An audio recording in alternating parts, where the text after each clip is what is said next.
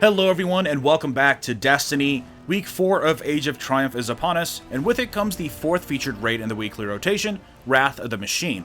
This raid was of course released with Rise of Iron, and it's hands down my favorite raid to date. It has the complexity of Vaults of Glass, but it also does a stellar job at encouraging the use of all of your Guardian's different abilities and supers. Also, as it is the weekly featured raid, both the Vosik and Aksis challenges are available for completion. Completing those challenges will give you a Age of Triumph ornament, as well as one of the new exotic Adept elemental primaries from the Wrath of the Machine set. The weapons are Genesis Chain Adept, the auto rifle with solar damage, Steel Medulla Adept, the pulse rifle with void damage, Chaos Dogma Adept, the scout rifle with arc damage, and Fever and Remedy, the hand cannon with solar damage. So in this video I'm going to give you a summary of both challenges in case you've never completed the challenges or in case you just need a refresher. I made a more in-depth guide on these challenges when they were first released, so hit the eye in the upper right hand corner or the links in the description if you want to check those out. Otherwise, let's jump into the Vosik challenge.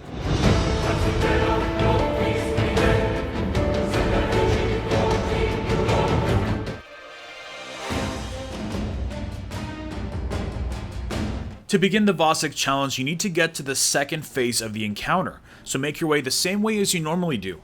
Once you get to the second encounter, this is where things need to be done a little differently. To complete the challenge, your team needs to activate all 4 of the safe room doors with the Siva charges that drop during the damage phases of the encounter.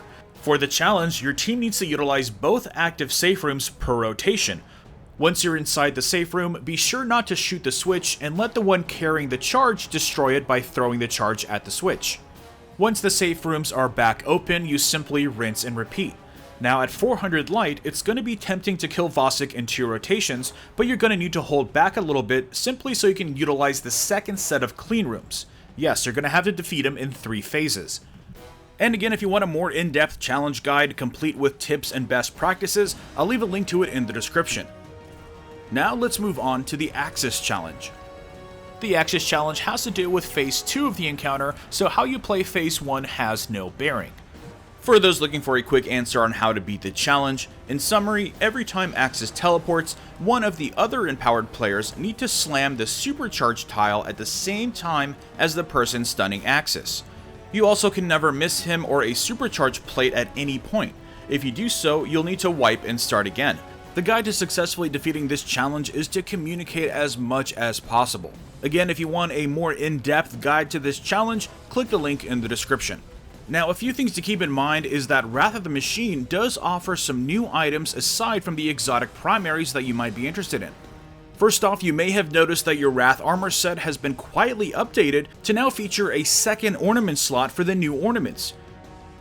Secondly, we have a new shader called Wildfire, which has a chance of dropping upon defeating Aksis. Although I'm not too happy with the frequency of the drop rate for these new shaders, I still have yet to get any of them.